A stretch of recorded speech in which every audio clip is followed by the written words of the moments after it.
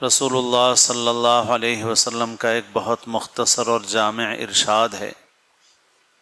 لا یؤمن احدکم حتی یکون ہواہ تبعا لما جئت بہ،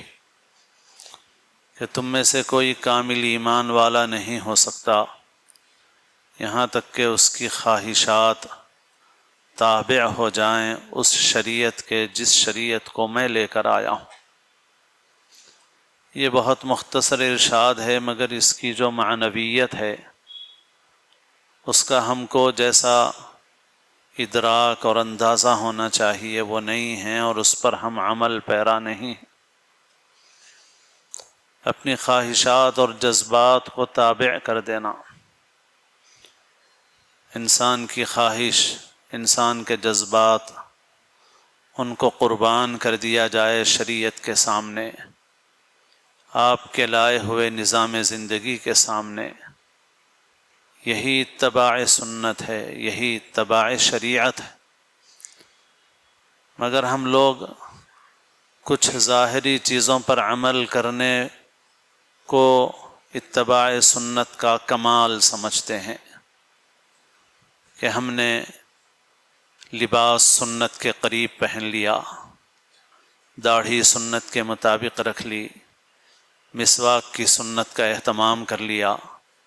نماز کی سنت کا اہتمام کر لیا، نماز سے پہلے بعد کی سنتوں کا اہتمام کیا، یا کچھ اور آگے بڑھے تو عادات میں بھی کچھ سنتوں کا اہتمام توفیق خداوندی سے کیا، کھانے کی سنتیں، سونے کی سنتیں، اور پھر ہم نے سمجھ لیا کہ ہم تو متبع سنت ہو گئے اور شریعت کے تابع دار ہو گئے۔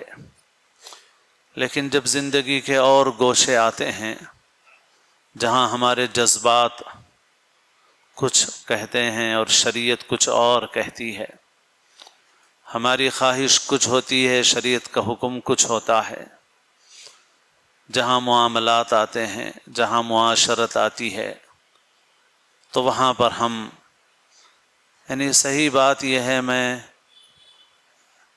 ہم سب اس کے اندر شامل ہیں کہ ہم اس وقت بالکل بھول جاتے ہیں کہ ہم مسلمان ہیں۔ ہم اس وقت کسی کی کچھ سننا نہیں چاہتے، کسی کی کسی بات پر کان بھی لگانا نہیں چاہتے۔ ہم کہتے ہیں سب معلوم ہے بھائی، بس ہم کو یہ کرنا ہے۔ میں اس وقت ایک معاشرے کی ایک خاص صورتحال پر کچھ باتیں عرض کرنے کی کوشش کر رہا ہوں۔ ہمارا خاندانی نظام بکھر رہا ہے، ٹوٹ رہا ہے، طلاق کی کثرت ہے، خلع کی کثرت ہے، گھر ٹوٹ رہے ہیں، شادیاں ٹوٹ رہی ہیں، اور کثرت سے یہ صورتحال پیدا ہو رہی ہے۔ دنیا میں اور قومیں تو تباہ ہو گئیں، یورپ تباہ ہو گیا اس اعتبار سے، امریکہ تباہ ہو گیا اس اعتبار سے، وہاں انسانوں کی آبادی میں جو بات کبھی انسانیت کے لیے باعث شرم تھی، بلکہ سب سے زیادہ گندگی کی، سب سے گھناؤنی بات سمجھی جاتی تھی کہ کوئی انسان کسی جائز رشتے کے بغیر، جائز نکاح کے بغیر اس دنیا میں پیدا ہو جائے اور وجود پا جائے، یہ سب سے گھناؤنی چیز تھی۔ کسی پر غلاظت لگی ہوئی ہو تو اس سے لوگ اتنا گھن نہیں کرتے تھے جتنا گھن اس بات سے کرتے تھے کہ کوئی شخص اس دنیا میں جائز نکاح اور جائز رشتے کے بغیر وجود میں آ گیا ہو۔ لیکن آج جس یورپ کو ہم دیکھ رہے ہیں، جس دنیا کو ہم ترقی یافتہ کہتے ہیں، جہاں انسان کی نہیں سامان کی ترقی ہے، سڑکوں کی ترقی ہے، بلڈنگوں کی ترقی ہے، چیزوں کی ترقی ہے، انسانیت تو گر رہی ہے، وہاں پہ انتہائی گڑھے میں گرتی جا رہی ہے،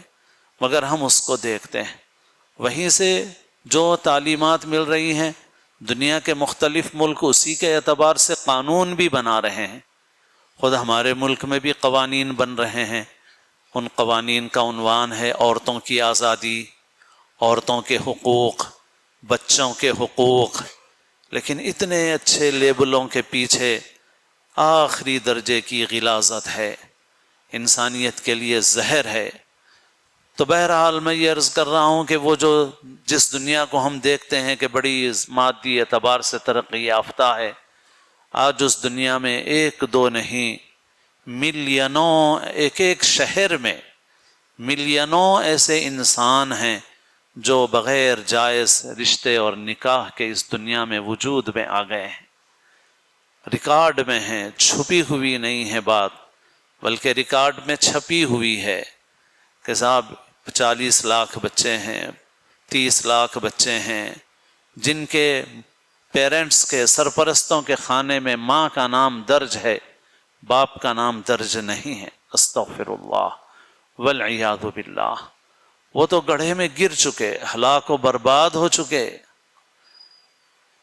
ہمیں اپنے معاشرے کی فکر کرنا ہے۔ آج بھی دنیا میں اور لوگوں کی بنسبت مسلمانوں کا معاشرہ محفوظ اور پاکیزہ ہے، مگر ہم اپنے ملک کی، اور میں خاص طور پر اپنے شہر کی بات کر رہا ہوں کہ برسوں سے یہ تذکرے اخبارات میں، مضامین میں، فکر مند لوگوں کی مجلسوں میں آ رہے ہیں کہ ہمارے شہر میں، ہماری ریاست، ہمارے علاقے میں طلاق اور خلا کا رجحان بڑھتا جا رہا ہے۔ یہاں تک کہ صورتحال ایسی ہو گئی ہے کہ لوگ کہتے ہیں کہ جیسے شادیوں کے سیزن میں قاضی صاحبان شادیوں میں مصروف رہتے ہیں، تو بعض مواقع ایسے ہوتے ہیں جب شادیاں کم ہوتی ہیں تو قاضی صاحبان طلاق کے سیزن میں نعوذ باللہ رہتے ہیں۔ کہاں مجھ سے میدان کے لوگوں نے کہا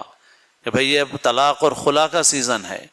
اب یہاں اب شادیاں نہیں ہیں، پورے یہ نمٹاؤ،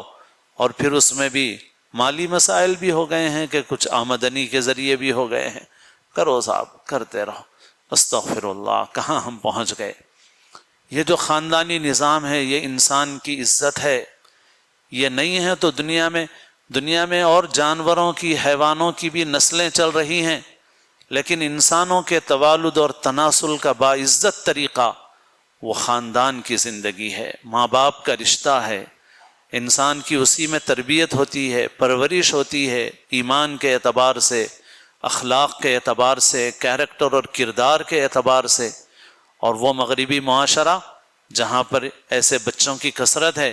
اور اگر جائز رشتے سے بھی بچے وجود میں آ رہے ہیں تب بھی ان کو وہ خاندانی سکون نہیں مل رہا ہے، ماں باپ کی توجہ اور نگہداشت نہیں مل رہی ہے،